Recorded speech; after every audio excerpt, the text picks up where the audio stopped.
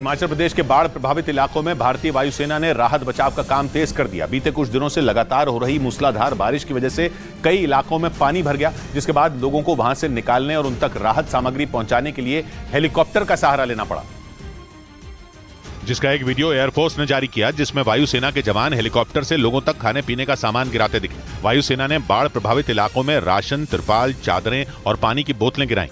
बाढ़ प्रभावित इलाकों से भारतीय वायुसेना के हेलीकॉप्टर से 126 लोगों को एयरलिफ्ट किया गया। एयरफोर्स ने जानकारी दी कि हिमाचल प्रदेश के अलग अलग इलाकों में 17 टन राहत सामग्री बांटी गई।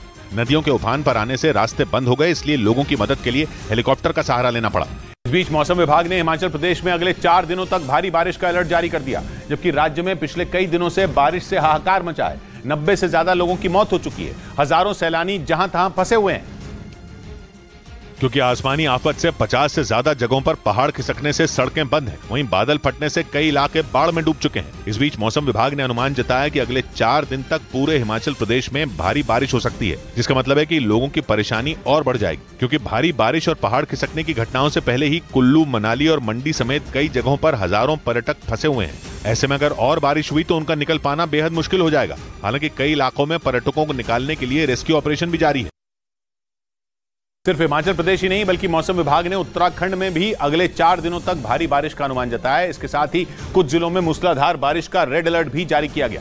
राज्य सरकार के मुताबिक आसमान से बरस रही आफत से पिछले 4 दिनों में 10 लोगों की मौत हो चुकी है, जबकि पहाड़ खिसकने की घटनाओं और बाढ़ की वजह से सैकड़ों मकान तबाह हो चुके हैं। इस आफत को देखते हुए सरकार पहले ही सभी स्कूलों और कॉलेजों को बंद करने का ऐलान कर चुकी है, क्योंकि उत्तराखंड के सभी जिलों में अगले 4 दिन तक भारी बारिश होने की संभावना जताई गई। इसके साथ ही मौसम विभाग ने नैनीताल, चंपावत और उधम सिंह नगर के लिए रेड अलर्ट जारी कर दिया, जिसका मतलब है कि इन जिलों में बहुत ज्यादा बारिश हो सकती है। और इस खराब मौसम को देखते हुए वहाँ रहने वाले लोगों से अपनी यात्रा टालने और सुरक्षित जगहों पर रहने की अपील की गई।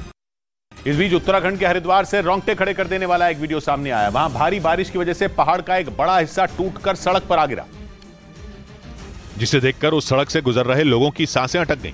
दिल दहला देने वाली इस घटना का जो वीडियो सामने आया, उसमें पहाड़ का एक बड़ा हिस्सा टूटकर सड़क पर गिरता दिखाई दिया, जिसके साथ कई पेड़ भी अपनी जगह से उखड़कर नीचे की ओर आते नजर आए, जिसे देखकर वहां मौजूद लोगों के हाथ पांव फूल गए।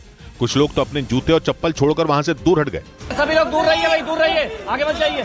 असल में पहाड़ से पत्थर गिरने का सिलसिला शुरू होते ही वहां खड़े लोगों को यह एहसास हो गया था कि पहाड़ दरकने वाला है। कुछ ही देर बाद पहाड़ का एक बड़ा हिस्सा खिसककर नीचे आ गया, जिसकी वजह से हाईवे बंद हो गया, जिसके बाद जमीन खोदने वाली मशीन के जरिए सड़क से मलबा हटाया गया।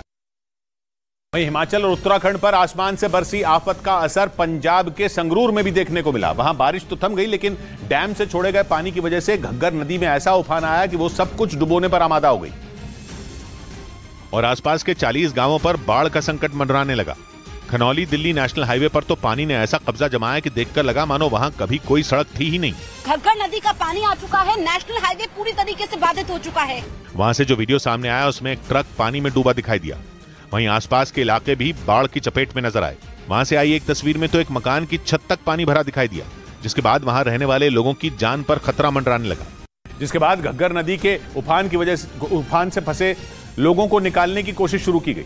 इसके लिए वहां एनडीआरएफ की एक टीम लगाई गई, जिसने संगरूर के खनौली गांव में घर घर जाकर लोगों को वहां से निकालना शुरू किया और रबर की नाव की मदद से जवान लोगों तक पहुंचे।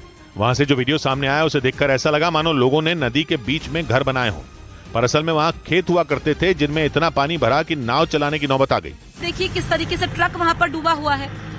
ये घर आप देख लीजिए, इसके नजदीक तक हम जा रहे हैं। इस दौरान एनडीआरएफ के जवानों ने बहुत से लोगों को वहां से निकाला।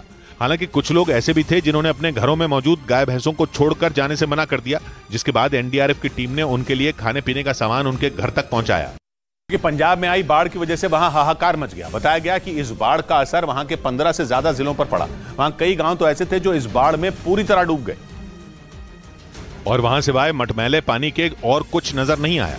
जानकारी के मुताबिक इस बाढ़ की वजह से राज्य के जालंधर, कपूरथला, लुधियाना, फरीदकोट, तरनतारन, मोगा, संगरूर और पटियाला में सबसे ज्यादा नुकसान हुआ।